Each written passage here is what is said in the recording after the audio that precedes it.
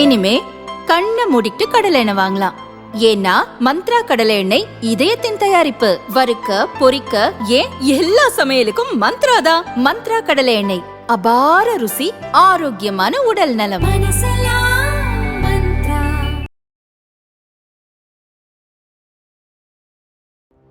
ஈவேராவுக்கு கமலஹாசன் பதில் சொல்ல வேண்டுமே தவிர திருமதி நிர்மலா சீதாராமனுக்கு அவர் பதில் சொல்ல அவசியமே இல்லை.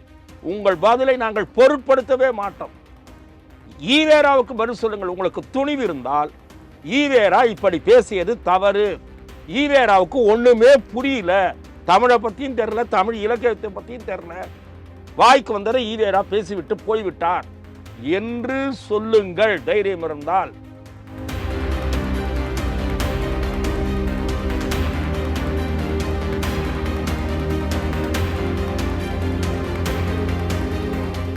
பாரதி அவர்களே, இன்றைக்கு ஒரு குற்றச்சாட்டை கூறியிருக்கிறேன். உங்கள் போலீஸ் முடிந்தால் மாலை 5:30 மணி வரை கமலாலயத்தில் தான் உட்கார்ந்திருப்பேன். இப்போது 2 மணி ஆகிறது. நான் மதிய உணவுக்கு கூட புறப்படாமல் இங்கே இருக்கிறேன். தைரியம் இருந்தால் கமலாலயம் வந்து என்னை கைது செய்யுங்கள் என்று சர்வ வல்லமை பொருந்திய திமுக சர்க்காருக்கு அண்ணாமலை சவால் விட்டார்.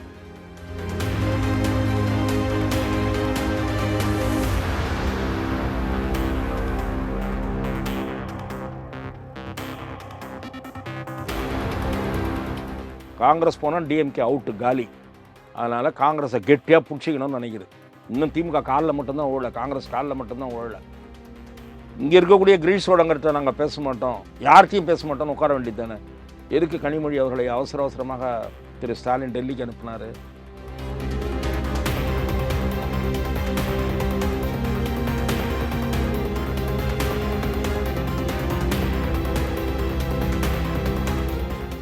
அது ஒருவேளை திராவிட முன்னேற்ற கழக கூட்டணி வெற்றி பெற்றால் சில பேர் கணிக்கிற மாதிரி இன்றைய தேதியில் கொஞ்சம் வலிமையான அணியாக அதுதான் தென்படுகிறது. அடுத்த ஒரு மாதத்தில் என்ன மாற்றங்கள் நிகழும் என்பது நமக்கு தெரியாது.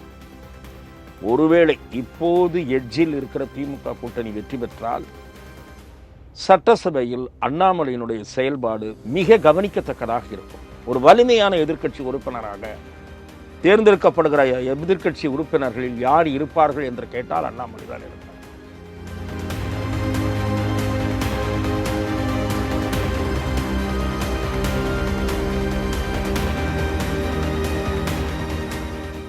தினமலர் நேயர்களுக்கு வணக்கம். இன்று நம்மோடு இணைந்திருக்கிறார் மூத்த பத்திரிகையாளர் திரு துக்ளக் ரமேஷ் அவர்கள். கேட்கறதுக்கு நிறைய கேள்விகள் இருக்கு, பேசுறதுக்கு நிறைய விஷயங்கள் இருக்கு. வாங்க நேரடியாக பேசுவோம். வணக்கம் சார். வணக்கம் சார். பிஜேபியில் என்ன நடந்துகிட்டு இருக்கு? ஏன்னா தொடர்ச்சியாக பார்த்தீங்கன்னா ஏதாவது ஒன்று பிஜேபியை பற்றி ஒரு விஷயங்கள் வந்துக்கிட்டே இருக்குது. அதுவும் ரீசெண்டாக தொகுதி பொறுப்பாளர்களை நியமித்தார்கள். அதுவும் 6 தொகுதிக்கு அண்ணாமலை அவர்களை நியமித்தார்கள் பொறுப்பாளராக. ஆனால் அவர் வந்து ஒரு காரணம் சொல்லி அதுலேருந்து விலகிட்டார். அப்படின்ன உடனே அதை பற்றி பல விஷயங்கள் வருது.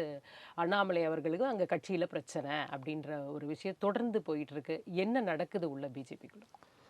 தமிழக பாரதிய ஜனதா இன்றைக்கு வெவ்வேறு பகுதிகளில் வலுவாக காலூன்றி வந்திருக்கிறது என்று சொன்னால் அதற்கு மிக முக்கியமான காரணம் திரு அண்ணாமலை அவர்கள். தமிழகத்தில் பாரதிய ஜனதா கட்சியை அரசியல் மைய புள்ளியில் கொண்டு வந்து நிறுத்தியதில் அவருடைய பங்கு மகத்தானது. அவர் தலைவராக இருந்த காலகட்டத்தில் இங்கே இருக்கக்கூடிய ஆட்சி, திராவிட முன்னேற்ற கழக ஆட்சியை மிக கூர்மையாகவும் வலிமையாகவும் எதிர்த்து வந்தவர் திரு அண்ணாமலை தான். தொடர்ந்து எதிர்த்து கொண்டிருக்கிறார்.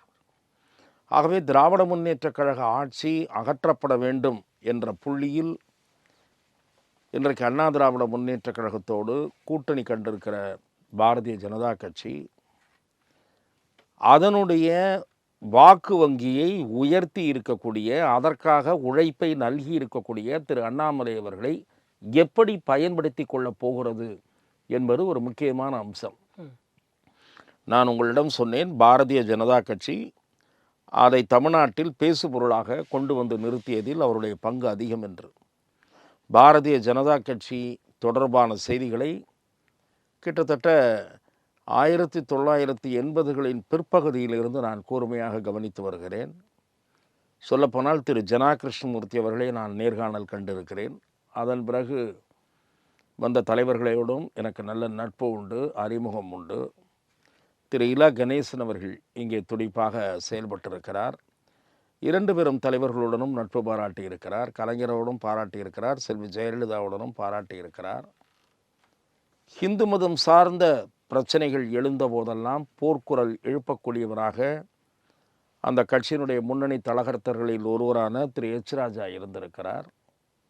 அதே போல தாமரை மலர்ந்தே தீரும் என்று சூளுரை மேற்கொண்டு தமிழக அரசியலில் சொல்லப்போனால் ஒரு பெண் சந்திக்கக்கூடாத அல்லது உருவம் சார்ந்த கேலி உட்பட பல கேலிகளை எதிர்கொண்டு போர்க்குணத்தோடு அந்த கட்சியை டாக்டர் தமிழிசை தலைமை தாங்கி நடத்தியிருக்கிறார். இவர்களுடைய செயல்பாடுகளை எல்லாம் நான் குறைத்து மதிப்பிடவில்லை. ஆனால் திராவிட முன்னேற்ற கழகத்தினுடைய மந்திரிகள், முக்கிய தலகர்த்தர்கள் இவர்களெல்லாம் இன்றைக்கு அண்ணாமலை யார் மீது அம்பை எய்துவார் என்று கலங்கக்கூடிய நிலைமையை தோற்றுவித்தவர் திரு அண்ணாமலை. அந்த அளவுக்கு பாம் ஷெல்ஸ் என்று சொல்லக்கூடிய ஆயுதங்களை அவர் போட்டுக்கொண்டே இருந்தார். அவரை மிரட்டி பார்த்தார்கள். சொல்லப்போனால் அந்த கட்சியினுடைய அமைப்பு செயலாளராக இருக்கக்கூடிய நாள்தோறும் திருவாய் மலர்ந்தருளுகிற ஆர்எஸ் பாரதி பேட்டி கொடுத்தார். அண்ணாமலை இனி ஒவ்வொரு ஊரிலும் நீதிமன்றமாக படிக்கட்டு ஏற வேண்டியிருக்கும் என்று ஒரு முறை மிரட்டினார். ஆர்எஸ் பாரதி அவர்களே, நான் இந்த சலசலப்புக்கெல்லாம் அஞ்ச மாட்டேன், எவ்வளவு வழக்குகளை வேண்டுமானாலும் போட்டுக்கொள்ளுங்கள் என்று அண்ணாமலை பதிலடி கொடுத்தார். எனக்கு தெரிந்து 2 பேரோ ஒருத்தரோ தான் அவர் மீது அவதூறு வழக்கு தொடுத்தார்கள். மற்ற எல்லோரும் கப்சிப் என்றாகிவிட்டார்கள், திமுகவை சேர்ந்தவர்கள். இன்னொரு முறை ஆர்எஸ் பாரதி இன்னொரு மிரட்டல் விடுத்தார். அண்ணாமலை இதே மாதிரி பேசிக்கொண்டிருந்தால் கைது செய்யப்பட வேண்டிய நிலைமை உருவாகும், சிறைக்கு போக வேண்டிய நிலைமை உருவாகும் என்றார். அதற்கு அண்ணாமலை கூலாக பதில் கொடுத்தார். பாரதி அவர்களே, இன்றைக்கு ஒரு குற்றச்சாட்டை கூறியிருக்கிறேன். உங்கள் போலீஸ் முடிந்தால் மாலை 5:30 மணி வரை கமலாலயத்தில் தான் உட்கார்ந்திருப்பேன். இப்போது 2 மணி ஆகிறது. நான் மதிய உணவுக்கு கூட புறப்படாமல் இங்கே இருக்கிறேன். தைரியம் இருந்தால் கமலாலயம் என்னை கைது செய்யுங்கள் என்று சர்வ வல்லமை பொருந்திய திமுக சர்க்காருக்கு அண்ணாமலை சவால் விட்டார். அதற்கும் இவர்கள் அடங்கினார்களே தவிர அண்ணாமலை மீது பாய்கிற துணிச்சல் இந்த திமுக அரசாங்கத்துக்கு இல்லை. ஆகவே இவர்களுடைய ஊழை மிரட்டலுக்கு அண்ணாமலை பயப்படவில்லை. இப்படி வீரியத்துடன் செயல்பட்டு கட்சியை வளர்த்த அண்ணாமலைக்கு என்ன பொறுப்பு, என்ன அங்கீகாரம் அகில இந்திய தலைமை கொடுக்கிறது அல்லது மாநில தலைமை அவரை எந்த வகையில் பயன்படுத்தி கொள்ளுகிறது என்ற கேள்வி இயல்பாகவே பலருக்கும் இருக்கிறது. பாரதிய ஜனதா கட்சியின் பால் அண்ணாமலை அவர்களுடைய செயல்பாடு காரணமாக ஈர்க்கப்பட்ட வாக்காளர்கள் ஏராளமானவர்கள். இன்றைக்கு பாரதிய ஜனதா கட்சிக்கு 11% வாக்கு இருக்கிறது என்றால் அண்ணாமலைக்காக அந்த 11 ஒரு கணிசமான பிரிவினர் இருக்கிறார்கள். ஆகவே அவர்கள் இன்றைக்கு ஏமாற்றம் அடைந்திருக்கிறார்கள். அவருக்கு தேசிய அளவில் ஏதாவது பொறுப்பு தரப்படும் என்று பலர் எதிர்பார்த்தார்கள். பாரதிய ஜனதா கட்சிக்குள் இருப்பவர்களும் சரி, வெளியில் இருப்பவர்களும் சரி. ஆனால் பொறுப்பு தரப்படவில்லை. மாறாக 6 சட்டமன்ற தொகுதிகளில் போய் நீங்கள் களப்பணி ஆற்றுங்கள் என்பது அவரை சிறுமைப்படுத்துகிற ஒரு முயற்சி. நான் ஒரு சாதாரண காரியகர்த்தா, நான் என்ன சொன்னாலும் நான் செய்வேன்னு தானே சொல்றாரு. அவர் செய்வேன் என்று தான் சொன்னார், நான் இல்லை என்று சொல்லவில்லை. பாரதிய ஜனதா கட்சியினுடைய ஆதரவாளர்கள், தொண்டர்கள், நான் இப்போது கூறுவது என்னுடைய தனிப்பட்ட கருத்து, அதையும் நான் சேர்த்தே சொல்கிறேன், என்னுடைய நிறுவனம் சார்ந்த கருத்தல்ல. அரசியல் விமர்சகராக, அரசியல் பார்வையாளராக, நீண்ட காலமாக களத்தில் இருக்கிற செய்தியாளர் என்ற முறையிலே நான் சொல்லுகிறேன். என்னுடைய தனிப்பட்ட கருத்தை நான் தெரிவிக்கிறேன். அண்ணாமலை இல்லாமல் தமிழகத்தில் பாரதிய ஜனதாவை நீங்கள் வளர்க்கவே முடியாது. தமிழக பாரதிய ஜனதா இங்கே வலுவாக காலூன்ற வேண்டும், மேலும் வளர வேண்டும் என்று சொன்னால் அண்ணாமலையின் பங்களிப்பு அதற்கு அவசியம். டெல்லி தலைமைக்கு தெரியாதா? டெல்லி தலைமைக்கு தெரிகிறதா, தெரிந்திருக்கிறதா, எப்போது பயன்படுத்தும் என்று எனக்கு தெரியவில்லை. நீங்கள் தேர்தல் நெருங்குகிறது, தேர்தல் நெருக்கத்தில் அவரை நீங்கள் எப்படி பயன்படுத்தி கொள்ளப் போகிறீர்கள்? ஏற்கனவே பாரதிய ஜனதா திமுகவை வீழ்த்த வேண்டும் என்ற ஒற்றை காரணத்தை கூறி அதிமுகவோடு கூட்டணி கண்டது. அந்த கூட்டணிக்காக அண்ணாமலை பலி கொடுக்கப்பட்டார் என்ற ஒரு பிரச்சாரம் எழுந்தது. அதை நான் ஏற்கவில்லை. அண்ணாமலையாகத்தான் ஒதுங்கி கொண்டாரே தவிர திரு எடப்பாடி பழனிசாமி நிபந்தனை விதித்து அவர் மாற்றப்பட்டார் என்பது பொய். திரு அண்ணாமலை விரும்பவில்லை. நீங்கள் கூட்டணி சேருவதாக இருந்தால் நான் ஒதுங்கிக் கொள்கிறேன், நீங்கள் வேறு ஒரு தலைவரை வைத்து பார்த்து கொள்ளுங்கள் என்று சொன்னார். அப்படி நியமிக்கப்பட்டவர் தான் அண்ணாமலை. இப்போது எழுந்திருக்கக்கூடிய சலசலப்பு, இந்த சர்ச்சை, நான் விசாரித்தவரை, ஒரு ஊடகவியலாளராக நான் விசாரித்தவரை, எனக்கு பாரதிய ஜனதா கட்சியின் உள் விவகாரங்களை நன்கறிந்த சிலர் தெரிவிக்கிற தகவல் என்னவென்றால், இந்த 6 தொகுதிகளுக்கு நீங்கள் பூத் கமிட்டி வேலையோ மற்ற வேலையோ போய் ஒருங்கிணைந்து இந்த பணியை ஆற்றுங்கள் என்று திரு அண்ணாமலையிடம் கலந்து பேசாமல் இந்த அறிவிப்பு வெளியிடப்பட்டது என்று நான் கேள்விப்படுகிறேன். அதனாலதான் ஒதுங்கிட்டாருன்னு சொல்றது அப்ப சரிதானா? இல்லை, நான் சொல்லுவது, நீங்கள் அவ்வளவு ஒரு முக்கியத்துவம் வாய்ந்த தலைவரை கலந்து பேசாமல் நீங்கள் பாட்டு அறிவிப்பு வெளியிடுவது என்பதை அப்படி செயல்படுகிற முறை நான் தவறு என்று சொல்கிறேன். அவர் அதை விரும்பாமல் இருந்திருக்கலாம், அது அவருடைய ஆட்சேபமாக இருந்திருக்கலாம் என்பது என் யூகம். அவர் தந்தையினுடைய உடல்நிலை சரியில்லை என்று கூறியிருப்பதும் நான் விசாரித்து தெரிந்து கொண்டவரை உண்மைதான். அவர் தந்தை தொடர் சிகிச்சை தேவைப்படுகிற நிலை இருக்கிறார். ஆனால் எந்த ஒருவருக்குமே சுயமரியாதை சீண்டினால் அவர்கள் அதற்கு எதிர்வினை ஆற்றத்தான் செய்வார்கள். துரதிருஷ்டவசமாக தமிழக பாஜகவில் கோஷ்டி மனப்பான்மை உருவாகி இருக்கிறது, தலை தூக்கி இருக்கிறது என்று நான் கேள்விப்படுகிறேன். சார், அவர் அப்படிதான் செயல்பட்டாரா? எல்லா முந்தைய மூத்த தலைவர்கள் எல்லாம் கலந்து ஆலோசித்து தான் அவர் செய்தாரா அப்படின்ற ஒரு கேள்வியும் இதற்குள்ள இருக்குல்ல. அவர் மூத்த தலைவர்களை அலட்சியப்படுத்தி செயல்பட்டார் என்று எந்த குற்றச்சாட்டையும் நான் பார்க்கவில்லை, நான் படிக்கவில்லை. கோர் கமிட்டி கூடுகிற நேரங்களில் அவர் மூத்த தலைவர்களை கலந்து பேசினார், தேவைப்பட்ட நேரங்களில் ஆலோசனையை பெற்றுக்கொண்டார். அண்ணாமலை மீது அத்தகைய விமர்சனம் கிடையாது, எனக்கு தெரிந்து இல்லை. இருந்தால் அவர்கள் நான் தெரிவித்தால் அடுத்த நேர்காணலில் நான் சரி செய்து கொள்ள தயாராக இருக்கிறேன், அதையும் நான் பேச தயாராக இருக்கிறேன். நான் சொல்வது, இன்றைக்கு பாரதிய ஜனதாவில் குழு மனப்பான்மை உருவாகி இருக்கிறது என்று நான் கேள்விப்படுகிறேன். இது அந்த கட்சிக்கு நல்லதல்ல என்பது என்னுடைய கருத்து. பாரதிய ஜனதா கட்சியின் மீது நல்லெண்ணம் கொண்டவர் என்ற முறையில் நான் தெரிவிக்கிறேன். பாரதிய ஜனதா கட்சியில் சில தலைவர்கள் கோஷ்டி மனப்பான்மையோடு செயல்படுகிறார்கள். அவர்கள் யார் என்று எனக்கு தெரியும். நான் பெயர்களை கூறி சர்ச்சையை நான் வளர்க்க விரும்பவில்லை. அவர் உழைப்புக்கேற்ற அங்கீகாரம் கிடைத்ததா? சில பேருக்கு உழைப்புக்கேற்ற அங்கீகாரத்திற்கு மேல் அதற்கு மேலேயே கிடைத்து விட்டது. உழைப்புக்கேற்ற அங்கீகாரம் என்று கூட சொல்லக்கூடாது. உழைப்புக்கேற்ற அங்கீகாரம் என்றால் ஓரளவு தான் கொடுத்திருக்க வேண்டும். உதாரணமாக முருகன் 2 முறை MP ஆகிறார், அமைச்சராகிறார், நீடிக்கிறார். அவர் அவ்வளவு அரும்பாடுபட்டு வளர்த்ததாக எனக்கு தெரியவில்லை. அவரும் தலைவராக இருந்தார், வேல் யாத்திரையை நடத்தினார், அது பேசுபொருளாக இருந்தது, அவ்வளவுதான். ஆனால் இன்றைக்கு வெவ்வேறு கோஷ்டிகள் முளைக்கின்றன. அதிலே கோஷ்டி பார்த்தீங்கன்னா, இவர் ஒரு லீடர், அவர் ஒரு லீடர், அவர் ஒரு லீடர்னு இருக்காங்க. நான் சொல்கிற ஒரு கோஷ்டி, அதில் ஒருத்தருக்கு ஒருத்தர் அண்ணாமலை எதிர்க்கிறதுல கை கோத்துக்கிறாங்க. அண்ணாமலை மேலே வந்து விடக்கூடாது என்று 1-2 பேர் நினைத்து அவர்களுக்குள் இருக்கக்கூடிய மாச்சரியங்களை மறந்து கைகோர்த்து கொள்ளுகிறார்கள்.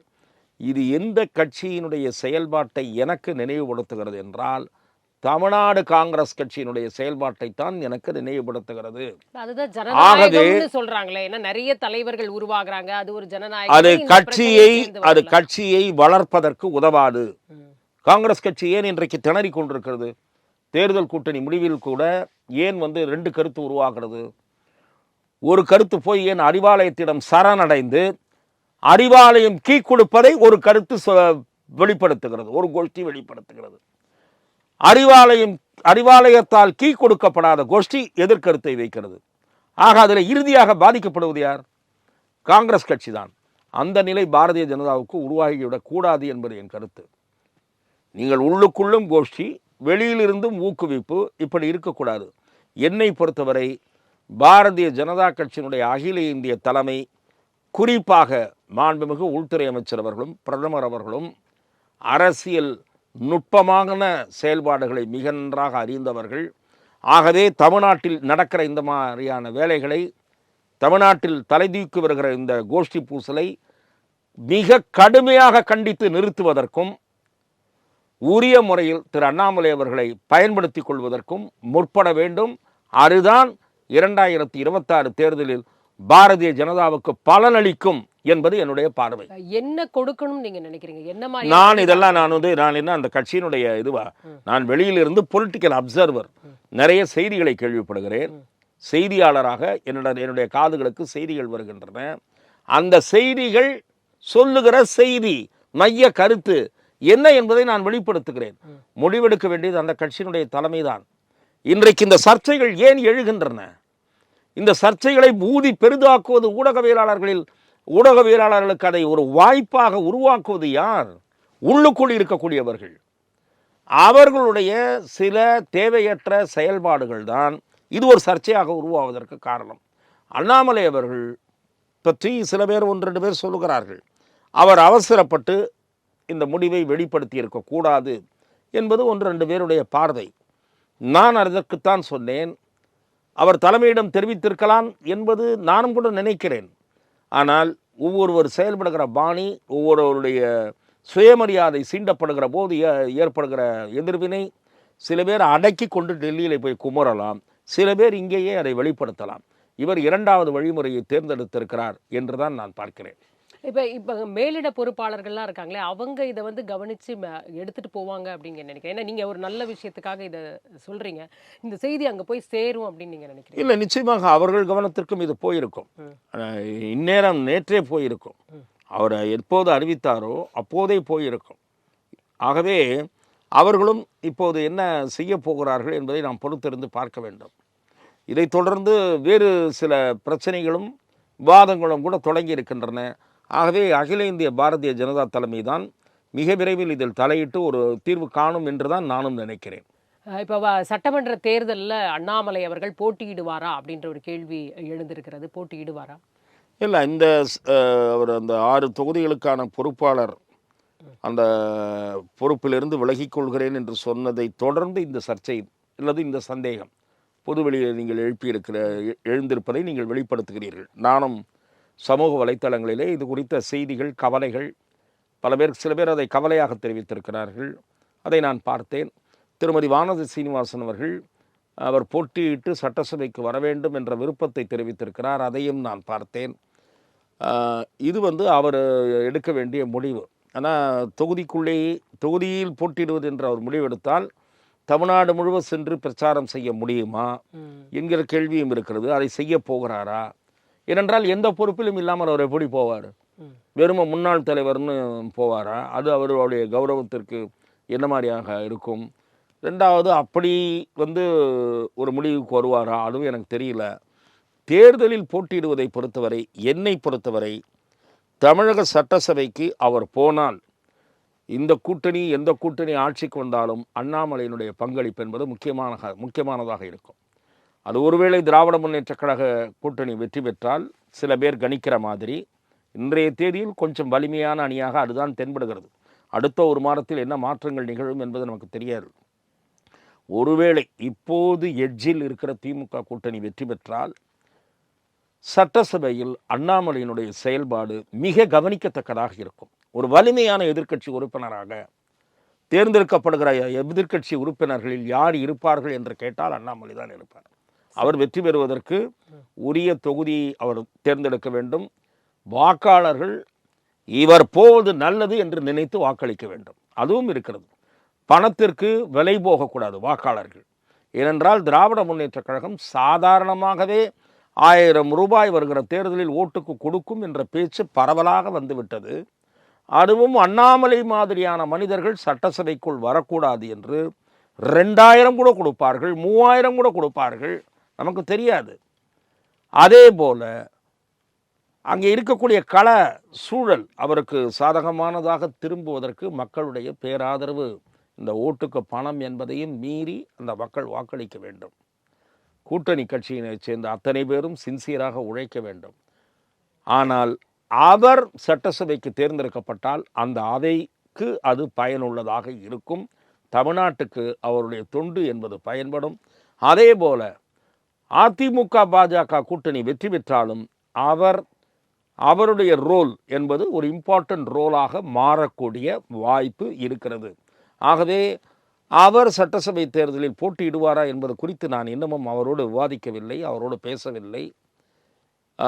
ஆனால் அவரை போன்றவர்கள் சட்டசபையில் இடம்பெற்று மக்கள் பிரச்சனைகளுக்காக வலிமையாக குரல் எழுப்பக்கூடியவர்கள் எதிர்க்கட்சி வரிசையில் இருந்தால், ஆளுங்கட்சி வரிசையில் இருந்தால், அந்த அரசு நேர்மையான முறையில் பயணிப்பதற்கு உதவக்கூடியவர்கள் பேரவைக்கு போக வேண்டும் என்பதுதான் என்னுடைய பார்வை. சரி. இப்போ அடுத்ததா நம்ம பார்த்தோம்னா, எடப்பாடி பழனிசாமி அவர்கள் நேரடியாகவே இப்போது வந்து விஜய் மீதான விமர்சனங்களை வைக்க தொடங்கிட்டார் பார்க்குறோம். நேற்றைக்கு கூட செய்தியாளர்கள் சந்திப்பில் அவர் வெளிப்படுத்தினார். அவர் முதல்ல வெளியில் வரட்டுங்க, மக்களோட பேசட்டும், என்ன மாதிரி ஒரு ப்ரெஸ் மீட் கொடுக்கட்டும், அதை முதல்ல செய்யட்டும் அப்படின்றது. இது வந்து எப்படி நீங்கள் பார்க்குறீங்க? இது திடீரென்று இப்படி ஒரு மாற்றம் வந்து ஏடிஎம்கே ஏன் எடுத்திருக்காங்க அப்படின்றதும், இதற்கு பின்னணியில் வேற ஏதாவது விஷயங்கள் இருக்கா? ஏன்னா சில பேருடைய பாயிண்ட் ஆஃப் வியூ வந்து இது தூண்டி விடப்படுகிறது, இது வந்து ஏடிஎம்கேக்கும் இதுக்கும் டிவிகேக்கும் அப்படின்ற மாதிரியான விஷயத்தை கொண்டு போக விரும்புகிறது திமுகன்னு ஒரு பாயிண்ட் ஆஃப் வியூ வைக்கிறாங்க. அப்படி பார்க்கலாமா? இதை எப்படி பார்க்கிறது? இல்லை, அதிமுகவை இது நாள் வரை விமர்சிக்காமல் இருந்த விஜய் கடைசியாக 1-2 நிகழ்வுகளில் அதிமுகவையும் சேர்த்து விமர்சிக்க தொடங்கிவிட்டார்.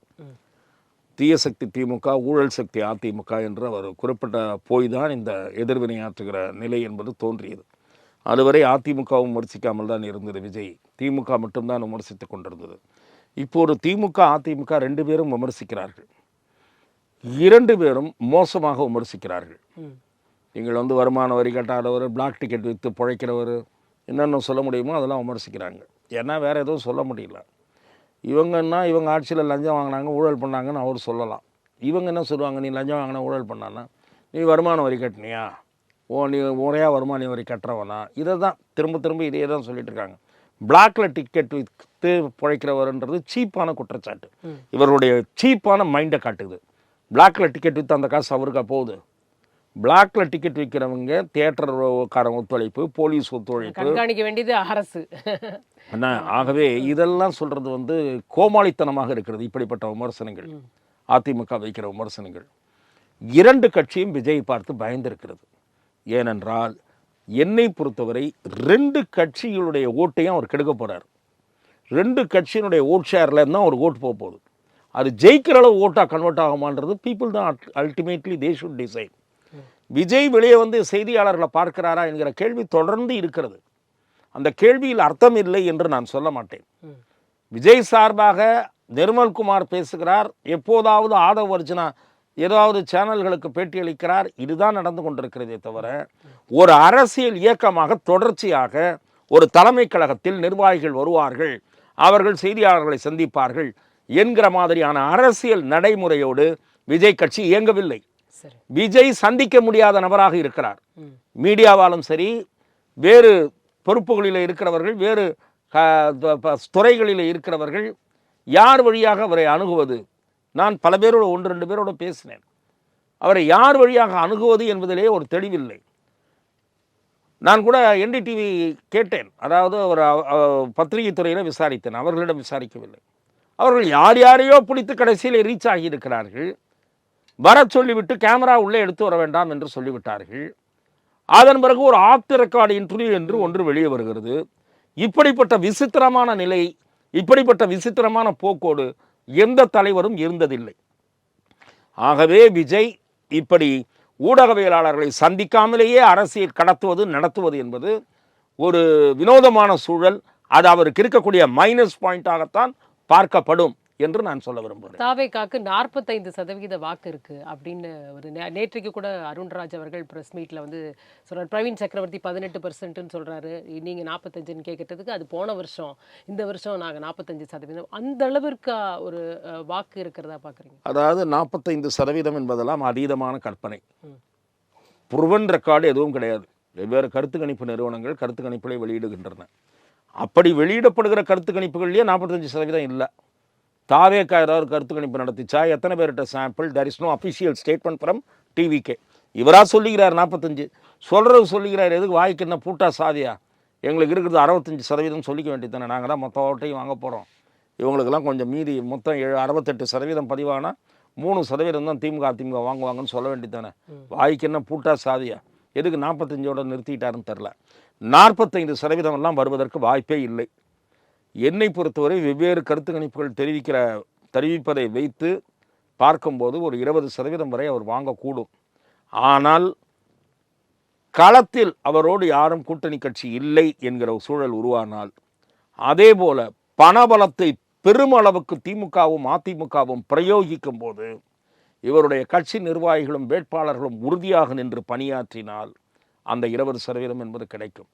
ஆனால் அப்போது ஒரு சலசலப்பு தாவேகா கட்சிக்குள் உருவானால், சில பேர் விலை போனால், அதே போல கூட்டணி இல்லாத தன்மை, அப்படி ஒரு சூழல் உருவானால் விஜய்க்கு போடுவதை விட இந்த அதிமுக பாஜக கூட்டணிக்கு போடலாமே என்கிற எண்ணம் அப்போது ஏற்பட்டுவிடும். அப்போது இந்த 20 என்பது 15ஆகவும் குறையலாம். ஆனால் 15க்கு கீழே அவர் போக மாட்டார் என்பதுதான் என்னுடைய பார்வை. அதே நேரத்தில் காங்கிரஸ் திமுக கூட்டணி முடிவுக்கு வந்துருச்சு, இனிமே வந்து சுமூகமாக போயிடும், சீட் ஷேரிங் முடிச்சிருவாங்க அப்படின்னு எதிர்பார்க்கலாமா? காங்கிரஸ் திமுக வந்து கூட்டணி விஷயம் வந்து ஜவ்வு மாதிரி இழுத்துட்டே போகுது. சிந்துபாத் கதை மாதிரி போயிட்டுருக்கு. அதற்கு காரணம் திமுகவுக்கு இருக்கக்கூடிய உதறல். திமுக பயந்துருக்கு. இன்றைக்கி காங்கிரஸ் விடவே முடியாது திமுகவால். காங்கிரஸ் போனால் டிஎம்கே அவுட்டு, காலி. அதனால் காங்கிரஸை கெட்டியாக பிடிச்சிக்கணும்னு நினைக்குது. இன்னும் திமுக காலில் மட்டும்தான் ஓடல, காங்கிரஸ் காலில் மட்டும்தான் ஓடல. இங்கே இருக்கக்கூடிய கிரீஷோடங்கிட்ட நாங்கள் பேச மாட்டோம், யார்கிட்டையும் பேச மாட்டோம்னு உட்கார வேண்டியது தானே. எதுக்கு கனிமொழி அவர்களை அவசரமாக திரு ஸ்டாலின் டெல்லிக்கு அனுப்புனார்? கெத்து காட்டணும்னா நீங்கள் என்ன பண்ணணும்? கிரீஷோடங்கர் வேண்டாம், நாங்கள் பேச மாட்டோம்னு இருந்தீங்கல்ல, ராகுல் காந்தி எங்களை தேடி வரட்டும், உங்களுக்கு வேணும்னா எங்கள்கிட்ட வாங்க, ஏன்னா நாங்கள் கன்ஃபார்மாக ஆட்சி அமைக்க போகிறோம் அப்படின்னு கெத்தாக இருந்திருக்க வேண்டியது தானே. ஏன் கனிமொழி அவர்களை ரகசிய தூது அனுப்பினீர்கள்? ஏன் தூது அனுப்பினீர்கள்? சந்திக்க வைத்தீர்கள். சுமூகமாக போய்கொண்டிருக்கிறது என்று திரும்ப திரும்ப உங்கள் தரப்பிலிருந்து சொல்லி கொண்டிருக்கிறீர்கள். ராகுல் காந்தி சொன்னாரா சுமூகமாக போகுதுன்னு? ஆகவே கேட்டு அடம்பிடிப்பதாகட்டும், கூட்டணி ஆட்சி என்பதிலாகட்டும், காங்கிரஸ் பிடிவாதமாக இருப்பதால் தான், கூடுதல் இடங்களும் ஆட்சியில் பங்கு என்பதிலும் காங்கிரஸ் பிடிவாதமாக இருப்பதால் தான் இன்றைய தேதியில் இந்த நிமிடம் வரை கூட்டணி இழுத்து கொண்டே போகிறது. திமுக தான் தொங்கிக் கொண்டிருக்கிறது என்பது என் பார்வை. நேற்றைக்கு வந்து மாநிலங்களவையில் கமலஹாசன் அவர்கள் பேசுகிறாரு. பேசும்பொழுது அவர் சொல்கிறார், எங்கள் தமிழ் வந்து பிச்சை எடுக்கவும் உதவாது, கரெக்டு தான், திருடவும் உதவாது அப்படின்ற ஒரு விஷயத்தை முன்வைக்கிறார். அது இன்றைக்கு வந்து ஒரு சர்ச்சையாக மாறி இருக்கிறது. ஏன்னா அதுக்கு வந்து அவங்க வந்து நான் கேட்டேன், மக்களவையில் பேசுகிறத கேட்டேன், அதற்கான விளக்கத்தை நான் கொடுக்க விரும்புகிறேன், என்னோட அறிவுரையை ஏற்றுக்கோங்க தங்காய் அப்படின்னு சொல்லி அவர் பேசுகிறாரு. அப்போ அதில் வந்து ஒரு சர்ச்சை வருது. உண்மையிலேயே வந்து இந்த விஷயம் வந்து தவறாக புரிஞ்சுக்கிட்டு கமலஹாசன் இடத்துல ப்ரெசென்ட் பண்ணிட்டாருன்னு நினைக்கிறீங்களா? முதலில் திரு கமலஹாசன் அவர்கள் மாநிலங்களவையில் ஆற்றிய உரையை நான் பார்த்தேன், படித்தேன். அதற்கு யாராவது ஒரு பொழிப்புரை எழுதினால் நன்றாக இருக்கும்.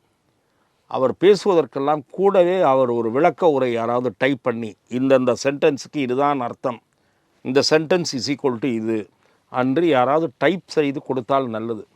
ஏனென்றால் புரியாமல் பேசுவதில் வல்லவராக இருக்கிறார். நான் புரிந்து கொண்டு நீங்களும் புரிந்து கொண்டு கேட்ட வரையில் ஈவேரா அந்த காலத்தில் என்ன சொன்னார் என்று மதிப்புமிகு நிதியமைச்சர் திருமதி நிர்மலா சீதாராமன் கூறிய கருத்துக்களுக்கு திரு கமலஹாசன் அவர்கள் ஏதோ திருமதி நிர்மலா சீதாராமனே தமிழ் மொழியை கேவலப்படுத்தி விட்டதை போல, தமிழர்களை கேவலப்படுத்தி விட்டதை போல, விவரம் புரியாமல் அர்த்தம் இல்லாமல் ஏதோ கெட்டிக்காரத்தனமாக பதில் சொல்லிவிட்டதாக நினைத்து கொண்டு அவரே ஒரு பெருமைப்பட்டுக் கொள்வதை போல் அவர் பேச்சு இருந்தது. திருமதி நிர்மலா சீதாராமன் அவர்கள் நாடாளுமன்றத்தில் ஈவேராவை கிழித்து தொங்கவிட்டார். தமிழ் காட்டு விராண்டி மொழி என்று சொன்னவருடைய படம் இங்கே கூட பாராளுமன்ற வளாகத்தில் அவர்களுடைய அலுவலகத்தில் இருக்கிறது. தமிழ் படித்தால் பிச்சை எடுக்கக்கூட முடியாது என்று சொன்னவர் ஈவேரா. தேதி விடுதலை அந்த நாளோடு கோட் பண்ணுகிறார். அது நாங்கள் துக்ளக்கில் வெளியிட்டிருக்கிறோம். தமிழ் காட்டு முராண்டி மொழின்னு சொன்னது, தமிழ் படித்தால் பிச்சை எடுக்க முடியாதுன்னு சொன்னது, பிச்சை எடுக்கக்கூட உதவாதுன்னு சொன்னது, தமிழ் புலவர்கள் பொய்யர்கள்னு சொன்னது, சிலப்பதிகாரம் ஒரு குப்பை இலக்கியம்னு சொன்னது ஈவேரா சொன்னது, இதெல்லாம் தேதி வாரியாக ஆதாரங்களோடு துக்ளக் வெளியிட்டிருக்கிறது. கமலஹாசன் தயவு செய்து அந்த பிரதி வேண்டுமானால் அனுப்பி வைக்கிறோம். ஈவேராவுக்கு கமலஹாசன் பதில் சொல்ல வேண்டுமே தவிர திருமதி நிர்மலா சீதாராமனுக்கு அவர் பதில் சொல்ல அவசியமே இல்லை. உங்கள் பதிலை நாங்கள் பொருட்படுத்தவே மாட்டோம். ஈவேராவுக்கு பதில் சொல்லுங்கள். உங்களுக்கு துணிவு இருந்தால் ஈவேரா இப்படி பேசியது தவறு, ஈவேராவுக்கு ஒன்றுமே புரியல, தமிழை பற்றியும் தெரில, தமிழ் இலக்கியத்தை பற்றியும் தெரில, வாய்க்கு வந்ததை ஈவேரா பேசிவிட்டு போய்விட்டார் என்று சொல்லுங்கள் தைரியம் இருந்தால். ஏனென்றால் திருமதி நிர்மலா சீதாராமன் அவர்கள் கூறியது விடுதலையை மேற்கோள் காட்டி, துக்ளக்கில் நாங்கள் ஈவேரா இந்த மாதிரி என்னென்ன பேசியிருக்கிறார் என்று நான் 3 பக்கம் 3 பக்கம் 4 பக்கம்னு 4 வாரம் போட்டிருக்கோம். அதற்கு இதுவரை திமுகவோ திகாவோ பதில் சொல்ல முடியவில்லை. ஈவேரா இந்த மாதிரி பேசவில்லை என்றும் பதில் சொல்ல முடியவில்லை. ஈவேரா இந்த மாதிரி பேசியதற்கு இதுதான் விளக்கம் என்று இவர்களால் ஒரு பாஷ்யமும் எழுத முடியவில்லை. ஆகவே ஈவேரா பேசியதைத்தான் கமலஹாசன் கண்டிக்க வேண்டுமே தவிர திருமதி நிர்மலா சீதாராமன் அவர்களுக்கு பதில் சொல்லுவதாக நினைத்து கொண்டு அவர் பேசியது அபத்தம், உளறல். இதுதான் என் பார்வை. மிக்க நன்றி சார், உங்களுடைய கருத்து. வாய்ப்புக்கு நன்றி.